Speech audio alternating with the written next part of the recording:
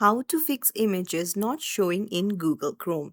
Hey everyone, welcome back to the channel. If you are new here, don't forget to hit the subscribe button and turn on the notification bell to not miss any updates.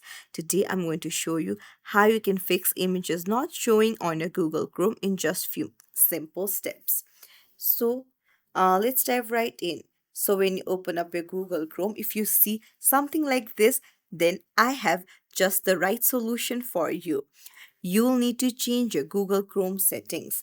For that, you'll need to go to the three dots on the top right corner and then scroll down and tap on settings.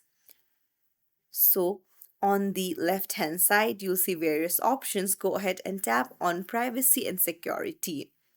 Then scroll down and here you'll find site settings. Tap on it and now scroll down and go to images. Now, if it is set to don't allow sites to show images, you'll need to tap on site can show images. And once you do that, the settings will be changed. Now you can go to the search section again and reload it.